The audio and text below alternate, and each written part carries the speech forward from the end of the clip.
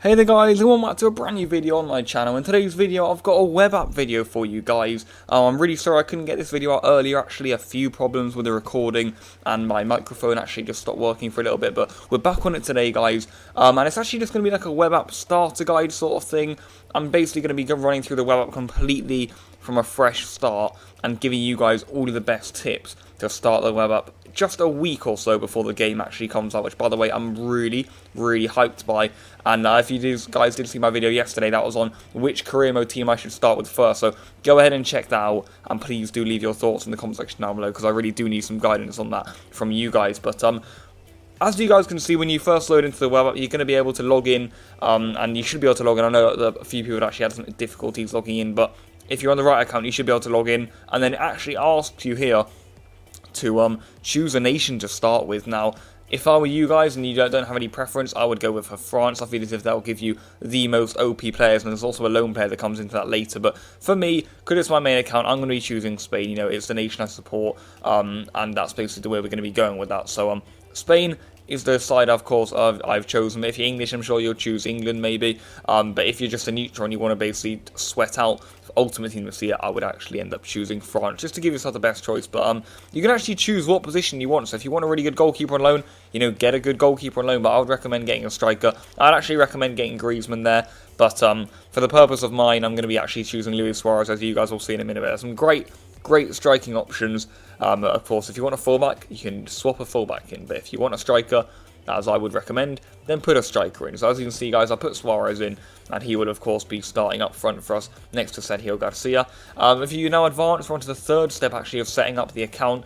You can choose some kits. I decided to go for the Legia Warsaw kit here. I wanted some nice definitive kits. I believe I went for a white kit as the home kit and then a black kit as the away kit, because it's just black and white. It's really simple doing it that way. So as you can see guys, there we go. And then we'll also go ahead and apply the Reading away kit, which I do believe is quite nice actually. And then the badges came up and Barcelona appeared, and I couldn't really believe my luck. So that's how we've started off guys, looking very nicely indeed, if I'm actually being honest with you guys. And yeah, as you can see, we just start up here and we get some daily gifts, 1,000 coins. This is the best way of starting Ultimate Team, by the way guys, or the web app. Just log in every day and you'll be getting free gifts. The issue with this at the moment is, at time of recording, they've actually delayed daily gifts. They're not coming out at the moment, but I'm hoping that you guys, if you just keep on logging in every day, they said that they'll be bringing them back soon, so I'm hoping that they're going to be sticking to their word there. If you've been playing FIFA for a while, you'll also get some new kits there, which is obviously nice to go ahead and do. And then you'll be getting certain reward packs depending on how long you've been playing the game. I got 4 because I've been playing since 2013 on this account. And as you can see guys, there we get Lucas Torreira from Arsenal, which is not bad actually. And he probably won't be using any of my squads, but I'm not sure yet, who knows. But for now, I'm going to be putting all the items to the club. I would recommend you guys doing that, if I'm being honest.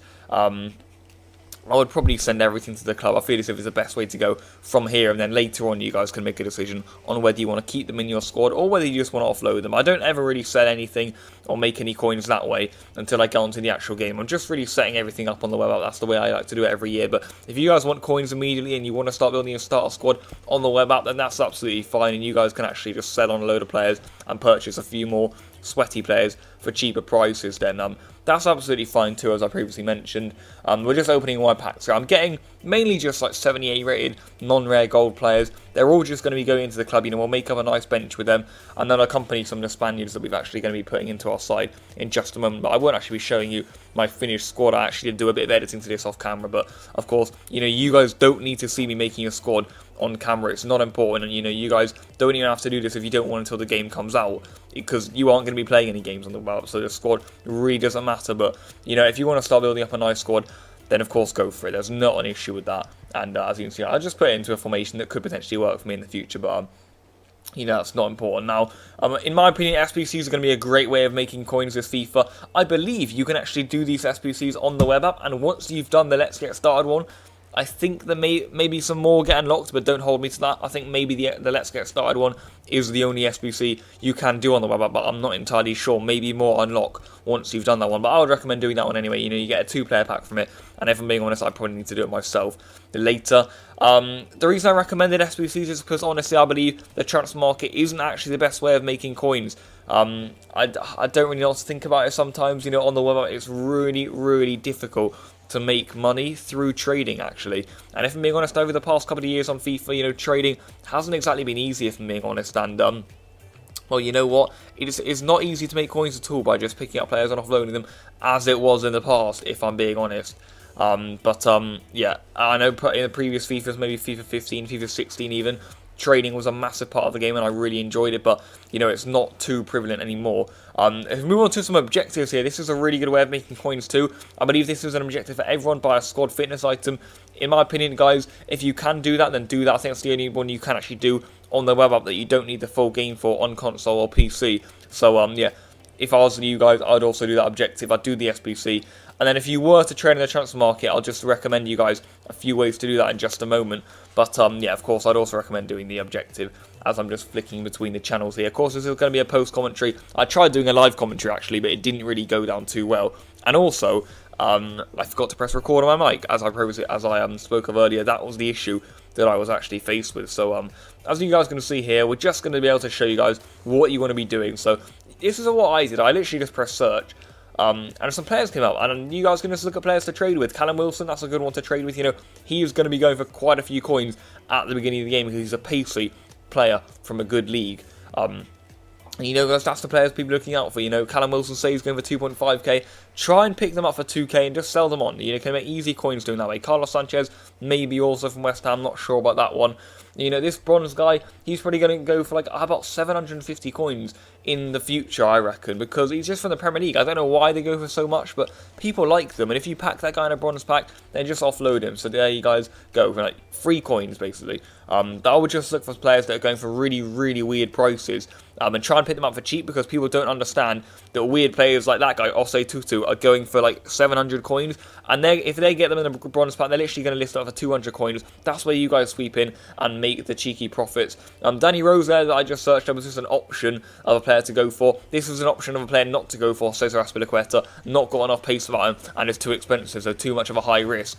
But on that note, guys, I wanted to show you guys this. It's an EA tax calculator. Many people think that if you're buying someone for, as an example I used here, 1,900 coins and selling them on for 2,000 coins, that you're going to be making a profit. But the fact is, you're going to be making 0 coins by doing that, because EA take 5% back from all of the deals that you do indeed end up making. So it's really interesting, that really frustrating as well. So if you are going to be selling someone on for, say, 2,000 coins, you'll basically need to be getting them for 1,700 if you're actually going to be making a good profit and not just like 50 coins, which in my opinion, there's never really any point of doing that unless you're getting a deal like once every minute or so. So moving away from players, I just don't feel as if they're going to be the best ones to trade with this year.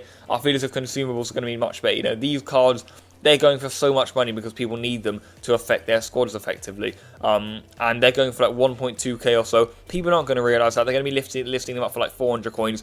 And that's going to be very, very easy for you guys to step in and pick up some good deals there, which honestly is exactly what we want here. So that is where I'm going to end this video, guys. I hope you have enjoyed it. I just went through setting up the web app completely from scratch to try and give you guys the best idea of what to do once you do get on the web app, because I know a lot of people get panicked and they do silly things. But honestly, if I was you guys, I'd just keep it nice and calm, nice and simple. I wouldn't really spend too much money on a start squad. Just open your reward packs, have a look at the SBCs and the objectives, try and complete as many as you can, of course, and you know, try and build up a decent balance through daily gifts, etc. It's very, very nice once that all gets done. So yeah, thank you guys for watching so much. I'll be back very, very soon for some more FIFA 19 content and starting my first career mode.